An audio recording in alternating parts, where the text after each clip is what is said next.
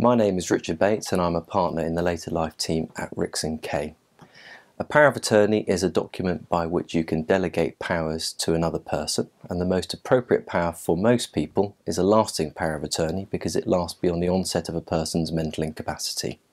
All other types of powers of attorney, other than enduring powers, cease upon a person's mental incapacity. Although they're being phased out, if you do have an enduring power, so long as it is properly executed, it will be absolutely fine for future use.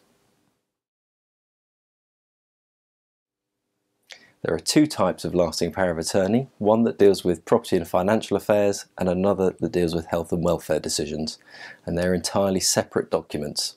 However, in both cases you can appoint between 1 and 4 attorneys, and you can even have substitutes.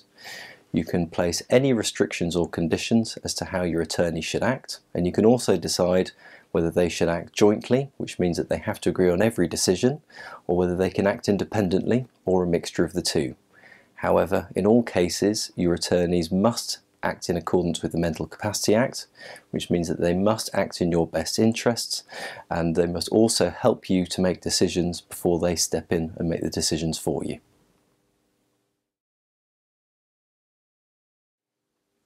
Unlike enduring powers of attorney, which should only be registered when a person has lost or is losing their mental capacity, a lasting power of attorney is required to be registered at the outset before the attorney can act on the person's behalf.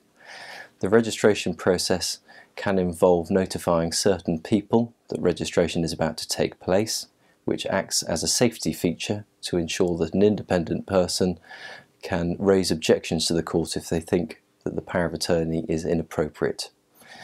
So long as one person is notified, only one certificate is required. However, if no one is notified, the power of attorney will need to include 2 certificates.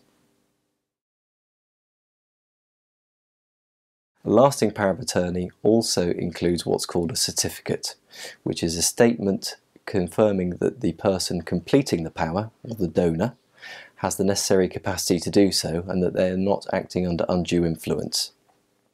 The certificate can be completed by a professional, such as a solicitor or a GP, or by someone known to the donor who has known them for at least 2 years.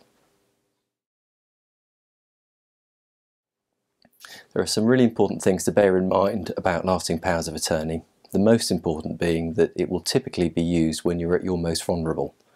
As a result, it's really important that you choose people whom you trust both in terms of integrity and ability.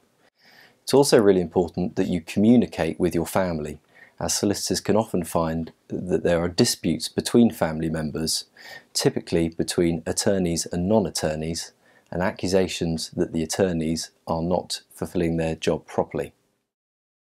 Whilst you can do a lasting power of attorney without the use of a solicitor, you do need to bear in mind that you will be foregoing important safeguards that the solicitor can provide.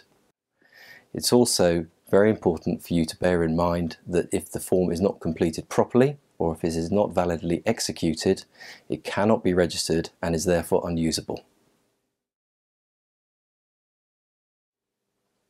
I always advise my clients to consider doing a lasting power of attorney early, as it is a good form of long-term planning. If you do not have a lasting power of attorney, but you do need some form of representation, the alternative is what's called a deputyship, which involves an application to the Court of Protection to appoint someone to act on your behalf. This process is long-winded and expensive, and also involves ongoing annual fees. Therefore, the best advice is to do your lasting power of attorney early, knowing that it can be revoked at any time so long as you have the capacity to do so.